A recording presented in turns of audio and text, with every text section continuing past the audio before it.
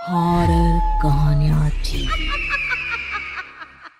खून की प्यास पार्ट 2। और उसके बाद वो जंगल एक बार फिर से सुमन की चीखों से गूंज उठा। लेकिन आज की रात सुमन की चीखों को सुनने वाला वहां पर कोई भी नहीं था। अगर वहां पर कोई मौजूद था तो बस हरिया, जो कि अब एक भेड़िए में बदल चुका था।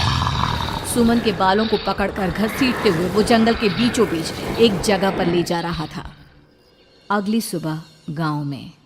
अरे भाई, पता नहीं क्या बात है, अपने गांव का हरिया किसान और उसकी पत्नी सुमन दोनों गायब हैं। दोनों का कोई अता पता नहीं। अरे कैसी बातें कर रहे हो भाई, ये कब हुआ है? अरे पूरे गांव में खबर फैली पड़ी है। कल रात को दोनों खेत की तरफ जा रहे थे, लेकिन लौटकर आए ही नहीं। तो हो सकता है अपने खेत पर होंगे। पूरा गांव ढूंढ कर आया है भाई। जानते हो क्या मिला वहां पर? क्या हुआ भाई? क्या मिला? बताओ हमें, क्या मिला? अरे हरिया की पत्नी सुमन के कपड़े पड़े हुए थे। शरीर का एक एक कपड़ा फटा हुआ झोपड़ी के बाहर पड़ा था, लेकिन दोनों पति पत्नी का कोई पता ठिकाना नहीं था। अरे भाई, लेकिन उसका जो दोस्त है ना रामू किसान, उससे पता करके आते हैं ना। अब तक तो दोनों साथ ही खेत पर जाया करते थे। हाँ, हमें उसके घर जाना चाहिए भाई। चलो वहाँ चलते हैं, चलो। वो सारे लोग रामू के घर पर पहुंचते हैं। रामू अपने घर के बाहर बैठकर हुक्का पी रहा था। आज सारे के सारे लोग टोली बनाकर मेरे घर क्यों आ रहे हैं? क्या कोई मर गया क्या भाई? अरे कैसी बातें कर रहे हो? तुम्हारा सबसे अच्छा दोस्त हरिया और उसकी पत्नी गायब है, और तुम यहाँ बैठकर हुक्का पिए जा रहे हो हैं? रामू ने अजीब सी नजरों से उन सब गांव वालों की तरफ देखा, जिसकी वजह से वो लोग एक बार के लिए डर गए। गायब है? अरे गायब नहीं है, मुक्ति मिल गई है। उन दोनों को मुक्ति मिली है।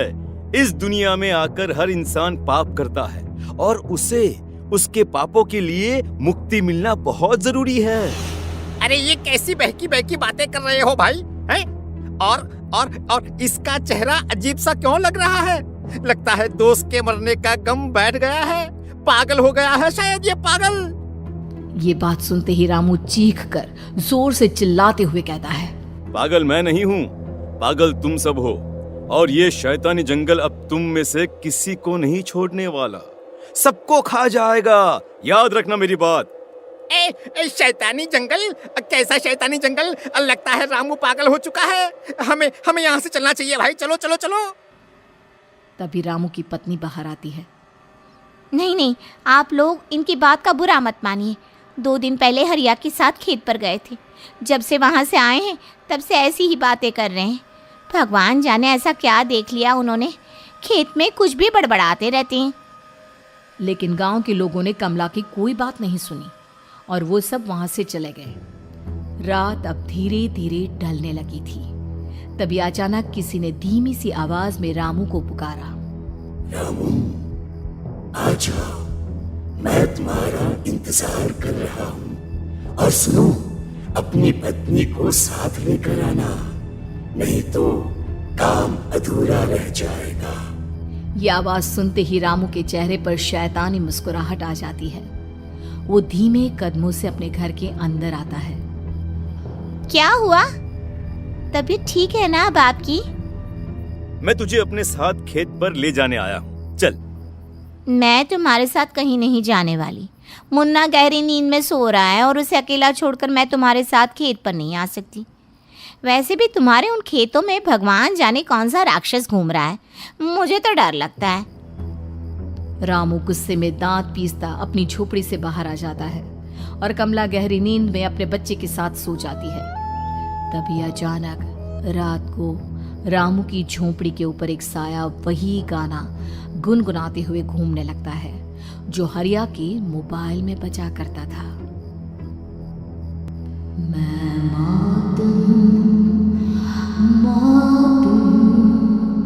मौत जो पसरी है चारों ओर, जो आएगी कहीं से भी निगल जाएगी सबको। मैं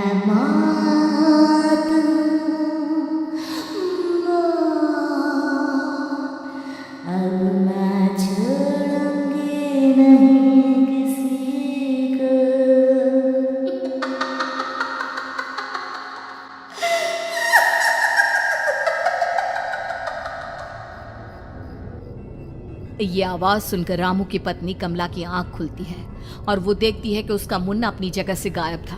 कमला चीखते हुए बाहर दौड़ कर आती है। वहां पर उसने देखा कि रामू ने अपने बच्चे को झोपड़ी के बाहर एक पेड़ से उल्टा लटकाया हुआ था और उसका बच्चा चीख चीख कर रो रहा था। वहीं दूसरी तरफ एक साया बच्चे के ठीक नीचे आग जलाकर उसके चारों तरफ हैवानों की तरफ नाच रहा था। छोड़ दो मेरे बच्चे को। अरे क्या कर रहे हो तुम? शर्म नहीं आती तुम्हें अपने ही बच्चे को इस तरह मौत के हवाले करते हुए? अपना बच्चा? किसने कहा ये मेरा बच्चा है? अरे ये तो उस रामू की औलाद है, इस गांव के किसान रामू की, और मेरी दुश्मनी इस गांव के हर इंसान के साथ है। क्या कैसी बात कर रहे हो तुम? और ये औरत कौन है? ये मेरे बच्चे को खा जाएगी। तभी अचानक से उस साया ने एक बेहद खतरनाक दिखने वाली औरत का रूप ले लिया और उसकी आंखों से आग निकल रही थी। सही पहचाना तूने, मैं तेरे बच्चे को खा जाऊंगी।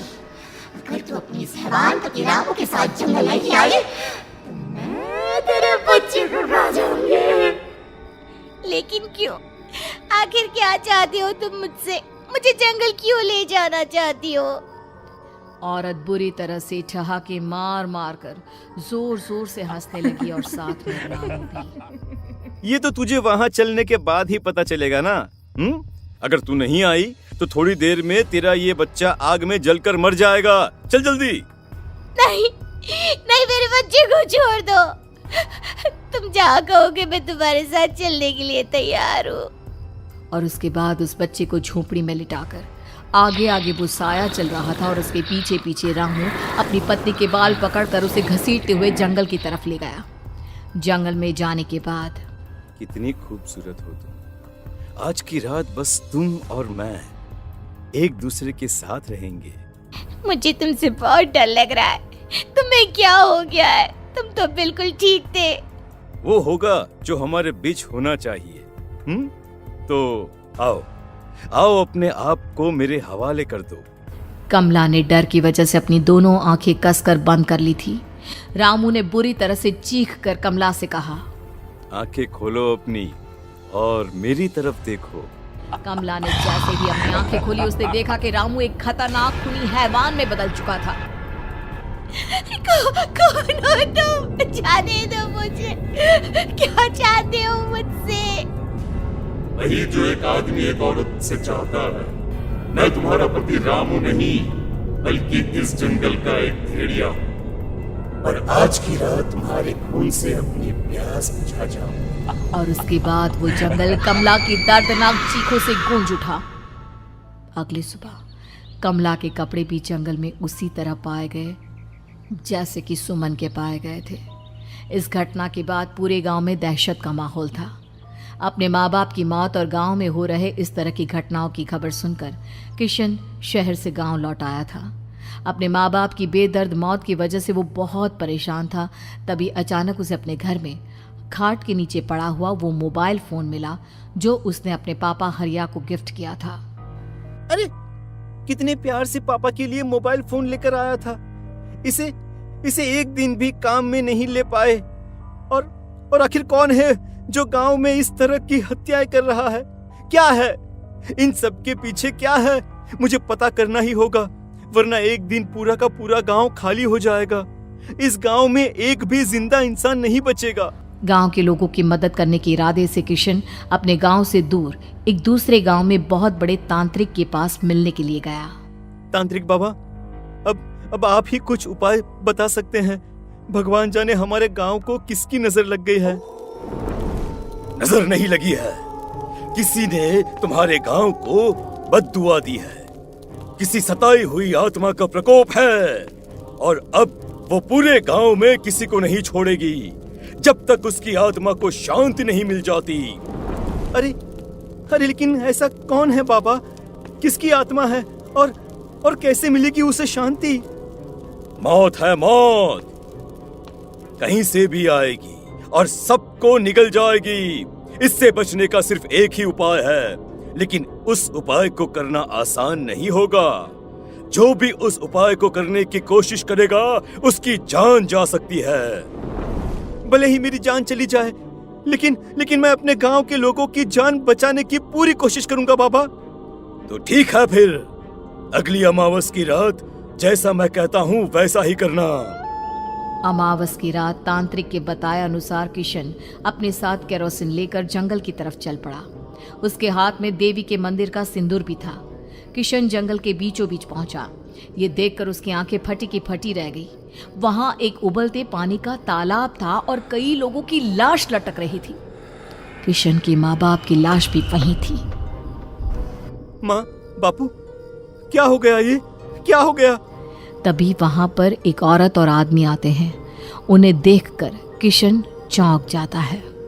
गोपाल काका, आपकी तो 5 साल पहले मौत हो गई थी। और निर्मला काकी, आप? हाँ, मौत तो हो गई थी, लेकिन तुम ये नहीं जानते कि हमारी मौत कैसे हुई थी। क्या कहना चाहते हैं आप? कुछ नहीं, बस ये जान लो कि अब इस गांव में कोई जिंदा नहीं बचेगा। लेकिन क्यों काकी? क्योंकि 5 साल पहले इन गांव वालों ने मुझे डायन बताकर पत्थर मार मार के मार डाला। मेरी कोई गलती नहीं थी। गांव का एक बच्चा क्या लापता हुआ, सारा इल्जाम मेरी पत्नी पे डाल दिया। और जब मैंने निर्मला की जान बचाने की कोशिश की तो मुझे भी मार डाला। आपके साथ ये बहुत गलत हुआ काकी, लेकिन आप जो कर रहे हैं वो भी सही नहीं है ना? तुम यहाँ से चले जाओ वरना तुम भी नहीं बचोगे। हमारी आत्मा पिछले 5 साल से मुक्ति के लिए भटक रही है। चले जाओ यहाँ से। मौका देखकर किशन सिंदूर उन दोनों के ऊपर डाल देता है। उनका शरीर जलने लगता है और वो भयानक तरीके से चिल्लाने लगते हैं। अगले ही पल किशन उनके ऊपर केरोसिन डाल देता है और वो दोनों जल जाते हैं। किशन अपने माँ बाप और दूसरी लाशों का अंतिम संस्कार करवाता है और अपने घर लौट आता है। लेकिन वो अभी भी इस बात से अनजान है कि मोबाइल अभी भी बज रहा था। मैं मौत हूँ, मौत।